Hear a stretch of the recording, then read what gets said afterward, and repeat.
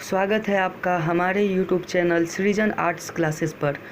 आज हम पढ़ेंगे कक्षा 8वीं के भूगोल का पहला लेसन जिसका नाम है संसाधन। अगर आपको हमारा वीडियो अच्छा लगे तो प्लीज़ इस वीडियो को लाइक, कमेंट एंड शेयर करें और ऐसे ही एजुकेशनल वीडियो पाने के लिए सब्सक्राइब करें हमारे चैनल सृजन आर्ट्स क्लासेस को और बेल आइकन को भी प्रेस कर दें। तो चलिए शुरू करते हैं आज का हमारा लेसन संसाधन को।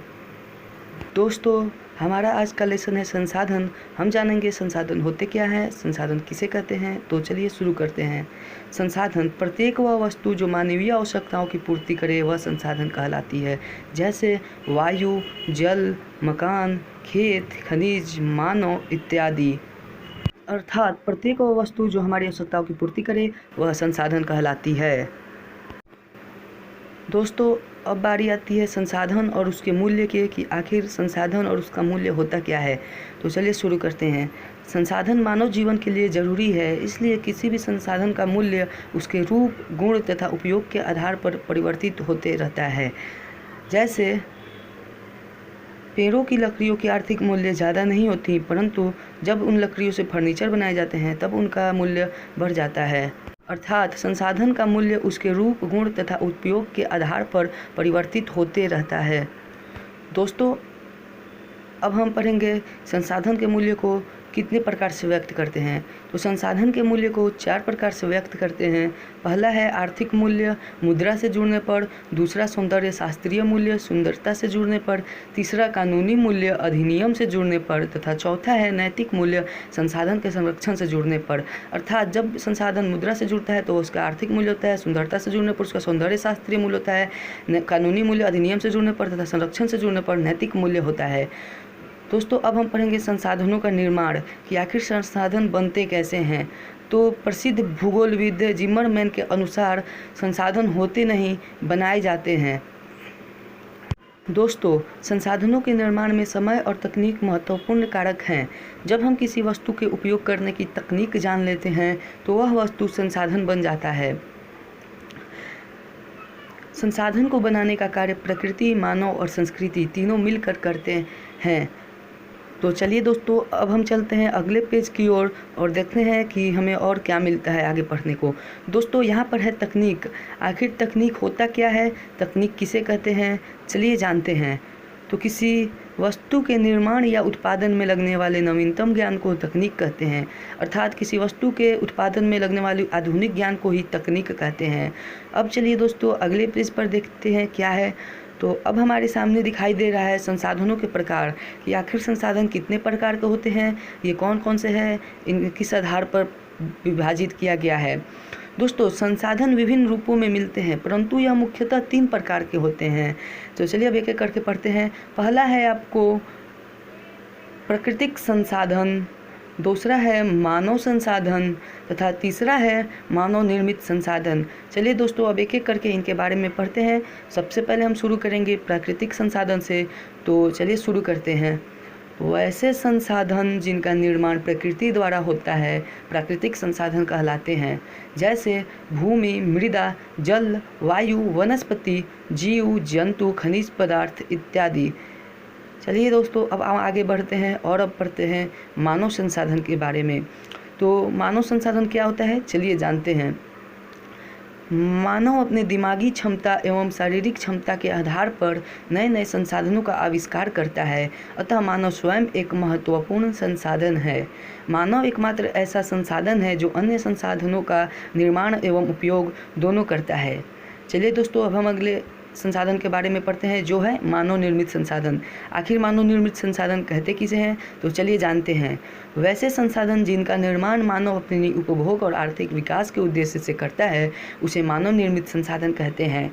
जैसे भवन, औषधि, कारखाना, रेल मार्ग, सड़क, जहाज, कृषि यंत्र, मशीन इत्यादि।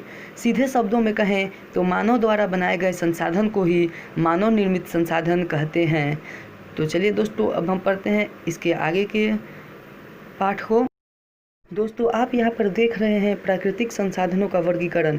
इससे पहले आप इस तस्वीर को देखिए और समझिए कि संसाधनों का वर्गीकरण किस आधार पर किया गया है।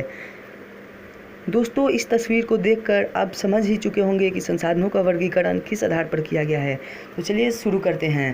प्राकृतिक संसाधनों का वर्गीकरण 5 आधार पर होता है: विकास के आधार पर, प्रयोग के आधार पर, उपलब्धता के आधार पर, उत्पत्ति के आधार पर तथा स्वामित्व के आधार पर। चलिए अब हम एक एक करके इन सभी के बारे में पढ़ते हैं। तो सबसे पहले हम शुरू करते हैं विकास के आधार पर संसाधन के प्रकार से। तो विकास के आधार पर संसाधन 2 प्रकार के होते हैं। पहला है आपको संभाव्य संसाधन। वैसे संसाधन जिनके कुल मात्रा का पता ना हो पर उसके होने की संभावना हो तथा भविष्य में इनका उपयोग हो सकता हो, उसे संभाव्य संसाधन कहते हैं, जैसे लद्दाख का यूरेनियम, केरल के थोरियम इत्यादि। तो चलिए दोस्तों अब पढ़ते हैं विकसित या वास्तविक संसाधन के बारे में कि ये क्या होते हैं।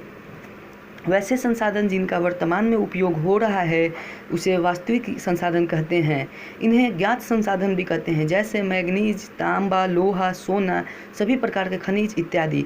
नोट 1: भूगर्भीय ताप, पवन ऊर्जा और सौर ऊर्जा इत्यादि संसाधन वर्षों पूर्व संभावित संसाधन थे, पर ये सभी आज वास्तविक संसाधन हैं। अर्थात जिस प्रकार हमने संभाव्य संसाधन को पढ़ा उसी प्रकार आज से कई वर्षों पूर्व ये सभी संसाधन भी संभाव्य संसाधन थे, परंतु आज ये सभी संसाधनों का उपयोग हम कर रहे हैं, अतः ये सभी संसाधन आज विकसित या वास्तविक संसाधन कहलाते हैं। दोस्तों अब हम पढ़ेंगे प्रयोग के आधार पर संसाधन का प्रकार।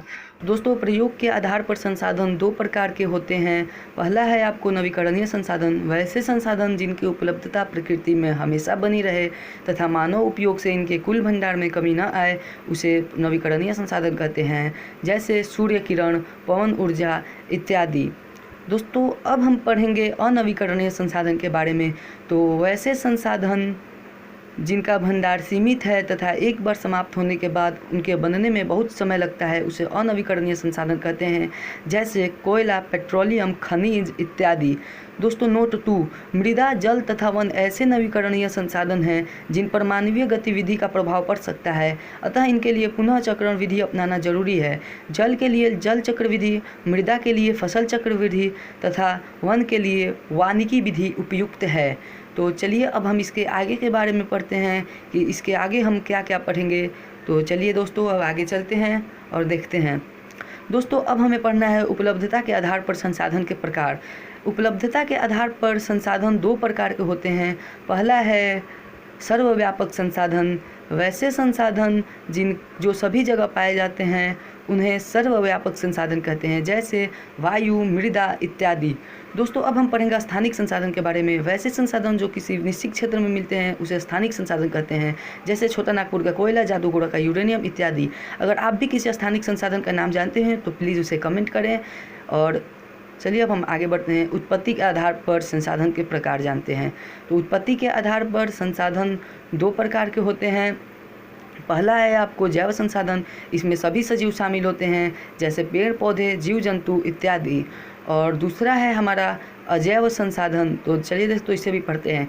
इसमें सभी निर्जीव शामिल हैं, जैसे चट्टान, खनिज, भवन, रेल इत्यादि। दोस्तों अब हम पढ़ेंगे स्वामित्व के आधार पर संसाधन का प्रकार।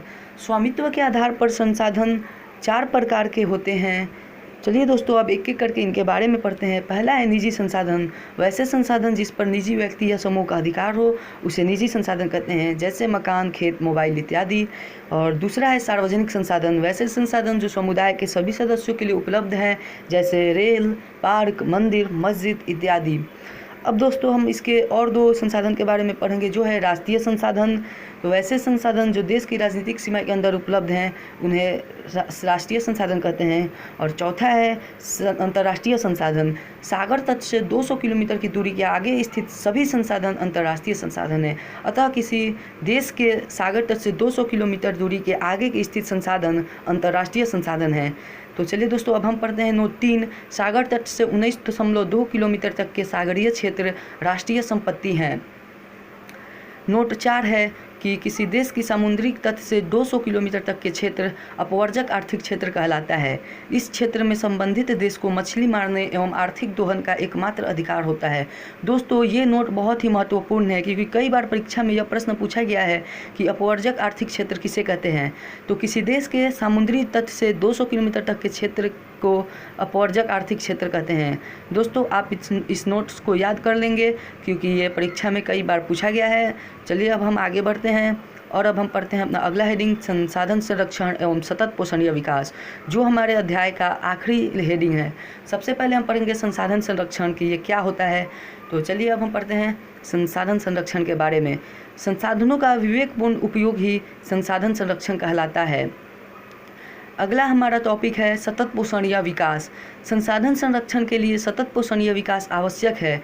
इसका अर्थ ऐसे विकास से है जिसमें विकास पर्यावरण को बिना नुकसान पहुंचाए तथा वर्तमान के साथ साथ भविष्य के लिए भी लाभकारी ढंग से हो, उसे सतत पोषणीय विकास कहते हैं। दोस्तों ये प्रश्न भी कई बार पूछा गया है कि सतत पोषणीय विकास किसे कहते हैं। सतत पोषणीय विकास के लिए मुख्यतः इन बातों पर जोर दिया जाता है: संसाधन की बर्बादी को रोकना, प्रदूषण को रोकना, जैव विविधता को संरक्षित करना, नवीकरणीय संसाधनों का पुनः चक्रण, मानव जीवन की गुणवत्ता बढ़ाना इत्यादि। आशा करता हूँ कि आपको हमारा वीडियो पसंद आया हो, और अगर आपको हमारा वीडियो पसंद आया हो तो प्लीज़ इस वीडियो को लाइक, कमेंट एंड शेयर करें। और PDF नोट्स के लिए आप लिंक डिस्क्रिप्शन में है, आप जाकर देख सकते हैं।